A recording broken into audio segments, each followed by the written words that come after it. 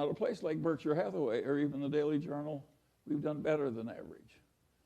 And now there's a question, why has that happened? Why has that happened? And the answer is pretty simple. We tried to do less. We never had the illusion we could just hire a bunch of bright young people and they would know more than anybody about canned soup and aerospace and utilities and so on and so on and so on. We never had that dream. We never thought we could get really useful information on all subjects, like Jen Kramer tends to have. And we always realized that if we worked very hard, we could find a few things where we were right, and that a few things were enough, and that was a reasonable expectation. That is a very different way to approach the process. And if you had asked Warren Buffett the same thing that this investment counseling did, give me your best idea this year, and you just followed Warren's best idea, you would find it worked beautifully.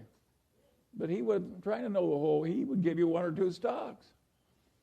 He had more limited ambitions. I had a grandfather who was very useful to me, my mother's grandfather, and he was a pioneer, and he came out to Iowa with no money but youth and health, and took it away from the Indians. He fought in the Black Hawk. He was a captain in the Black Hawk Wars, and he stayed there, and he bought cheap land, and he was aggressive and intelligent and so forth. And eventually, he was the richest man in the town and owned the bank, and highly regarded in a huge family and a very happy life. And he had the attitude, having come out to Iowa when the land was not much more than $1 an acre, and having stayed there until that black topsoil created a modern, rich civilization and some of the best land in the world. His attitude was that in a favored life like his, when you were located in the right place, you just got a few opportunities if you lived to be about 90.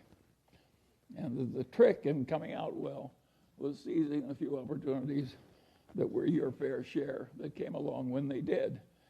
And he told that story over and over again to the grandchildren who hung around him all summer. And my mother, who had no interest in money, remembered the story and told it to me. But I'm not my mother's natural imitator. And I knew Grandpa Hingham was right. And so I always knew from the very first, when I was a little boy, that the opportunities that were important that were going to come to me were few, and that the trick was to prepare myself for seizing the few that came. This is not the attitude they have at a big investment counseling thing. They think if they study a million things, they can know a million things. And of course, the result is almost nobody can outperform an index. Whereas I sit here with my Daily Journal stock, my Berkshire Hathaway stock, my holdings in Lilu's Asian fund, my Costco stock, and of course I'm outperforming everybody. And I'm 95 years old. And I practically never have a transaction. And the answer is I'm right and they're wrong.